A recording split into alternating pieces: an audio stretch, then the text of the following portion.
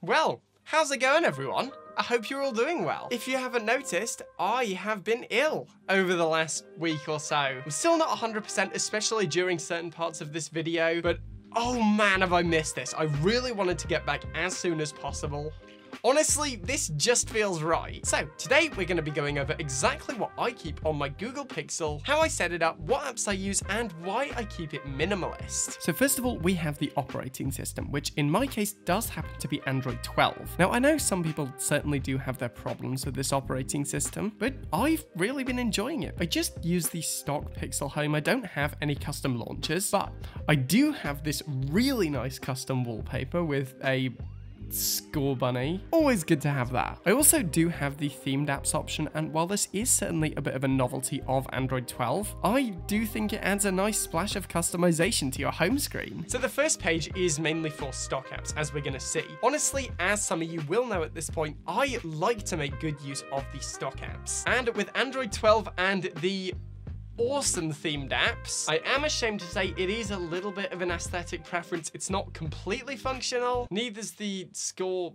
bunny wallpaper either though. So also on my home screen we have some basic weather info, so I always know whether or not I need to risk getting wet, and of course the Google search bar, which is always useful to have. On the first screen, we keep the stock apps, as again, I get to use themed apps. And on the second page, seeing as these can't be used themed, we have the rest of the apps. First off, on the screen as default, we have the YouTube app. Now, it's no secret that I really like the YouTube app. In fact, I've said before, it's probably my favorite place to get some entertainment. Not only are there literally millions of really talented creators, and as somebody who enjoys watching people play Mario fast, YouTube's a useful app. I make a lot of YouTube videos myself, so it's always good to be able to reply to comments or check on videos simply from my phone. Up next, we have Gmail, which is my main mail client. Mostly that's just because that's what I got started with. Well, technically my first mail client was Tiscali, actually. Before they went, did they go bankrupt or did they get bought out? Wonder if there's an academic research paper. After this, we have Photos, and while I'm typically not the biggest fan of Google Photos, it is very convenient, so I do usually find myself using Google Photos whenever I'm on the Android side of things. It's always super important to keep all your nice memories and photos backed up, and with a cloud storage solution like Google Photos, this is automatic, so you don't need to remember to do it. After this, we have Google Docs, and I actually don't really use this for scripting anymore. Most of the time, I actually use this for planning, to-do lists, very occasionally scripts, but mostly it's just organizing my life, because I can access it from any device. And the reason I don't use it for scripts anymore is because I generally do prefer the Apple Notes app, and seeing as most of my scripts are done on my iPad anyway, seems kind of unnecessary, because I find that physically writing down tasks rather than using an assistant-based reminder usually gets me on track faster. Up next, we have Drive, which I actually do really like, and I mainly use this for file backup. I do really like the interface of Google Drive, and it's great for backing up things other than photos. So while I wouldn't exactly put a video on here because it would take too long, using it to back up things I've made like LUTs or music files is extremely useful, which is why I keep this on here. Up next, we have Texts, which isn't my main messaging service, more on that later, a function of which is also kind of obvious, so we'll skip this one. And then we have Chrome. Again, this one comes as stock. It's honestly a pretty good browser, and while I personally do prefer Safari, and so I use that on my computer as well as the rest of my Apple devices, it certainly does get the job done for some web browsing on my phone. I mean, most things will. Google Chrome's pretty fast, the interface is nice, and again, themed app. So the next page is third-party apps. We have my music streaming software of choice, got my messaging app of choice, and some other apps that I use too, like Headspace. We'll get to that in a minute. So first up on this page, we have both Twitter and Instagram, which I kind of have a love-hate relationship with. I do usually find some interesting stuff on there, and they are certainly useful for keeping in touch with people or simply just having a laugh. They are very addictive. It's super easy to get sucked into social media apps, especially these two, and before you know it, you'll have spent like an hour just looking at nothing. So I actually find keeping them on this second page helps me to avoid just passively clicking into them by mistake. Overall though, I do enjoy both of these apps, and while I do very rarely post on Instagram, I've been trying to get back into that recently. I do love photography, as I'm sure some of you may know, and Instagram's a great place to share that. As for Twitter, this is probably my favorite piece of social media, but this one is the one I really need to be careful of just not getting sucked in. Up next we have Telegram, which is by far my favorite messaging app. I started using it because, well, all my friends were using it, and I just fell in love with the interface, how fast it was. I use it universally on both Android and iPhone. And again, not many people outside of North America really tend to use iMessage as their only messaging app. I find that in Europe, as well as the rest of the world, apps like WhatsApp and Telegram are much more common, and I just landed with Telegram. So to this day, this thing is still my favorite messaging app. Up next, we have my music app of choice, which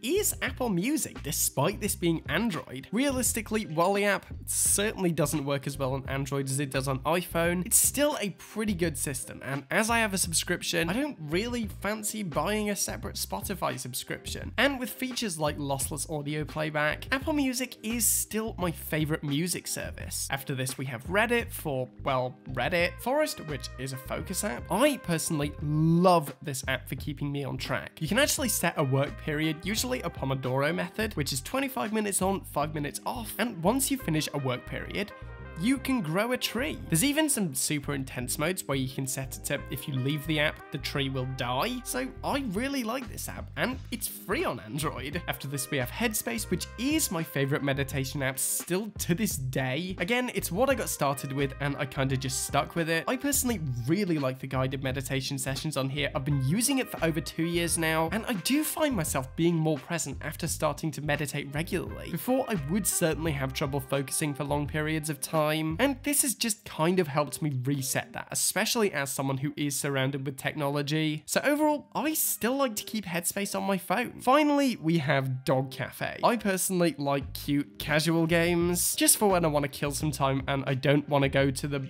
Blue app. And Dog Cafe is both cute and casual. You run a cafe with dogs. It's nice. All right, that's pretty much it, to be honest. As I've said before, I really do like keeping the bare minimum on my phone. Doing this helps me to make sure that my tech works for me rather than the other way around. If I had a ton of apps on it and it was super easy to access all of them, then I would probably get nothing done. Not gonna mince words here, I am a sucker for a bright, glowy screen. So pretty. I just touched my Mac screen. I'm gonna have to clean that now. Doing this helps me to force me to keep my phone usage down while still keeping everything functional, and can always install those apps later. Now, it's not perfect. As I've said in previous videos, I do tend to switch from Android to iPhone every 2 weeks or so. This is purely to make sure that I do stay fresh with both systems, and so I really want to build a system where I can seamlessly transition from iOS to Android and then back again with minimal friction. As for now though, this works pretty well. All right, so I thought to close out this video, we'd answer some comments. Okay, so first of all, how long does it take to shoot your videos? And what about editing? How many hours? Good question. So usually the shooting side of things can take anywhere between like an intense day of work to like 3 weeks for certain reviews. The iPhone X review took about that long to script and shoot. As for editing, again, this very much varies based on the project. Something like this shouldn't take too long. Hopefully. I think around a week editing some of these videos before. That is rare nowadays. I have massively improved my workflow, but a lot of my videos, especially the ones that I've really put effort into, take a long time. Next up, have I heard of the Fairphone and what are my thoughts on it? Okay, so a friend of mine actually told me about this a little while ago, and to be honest, I thought it was a really cool concept. I haven't tried one yet and I haven't looked too deep into it, but I really like the idea of an ethical phone. So yeah, I am certainly interested. And the final question is, do you play any games? Would you choose PlayStation or Xbox? Well, recently I've actually been playing a lot of Super Mario 64 on the N64. However, out of those two, I don't really know. PlayStation exclusive I've recently really enjoyed was Bloodborne. In fact, I bought a PlayStation 4 so I could play that. No regrets, that game was awesome. So purely off that, I think I'm gonna have to say PlayStation at the moment. I don't actually own any of the newest gen consoles. Realistically, I'm not that big of a gamer, but that's what I've been playing recently. Alright guys, so that's it for today. I hope you've enjoyed this one. Once again, I'm sorry for the delay from the last video to this one. As I said, I have been pretty ill over the last week or so, but I'm mostly better now, and it is excellent to be back. Let me know, by the way, what's something that you keep on your phone? Feel free to let me know in the comments. I always enjoy reading those. As for now though, as always, thank you for watching. Remember to like the video if you want to see more content like this, then smash that subscribe button. I'm done for now, and I will see you guys in the next one.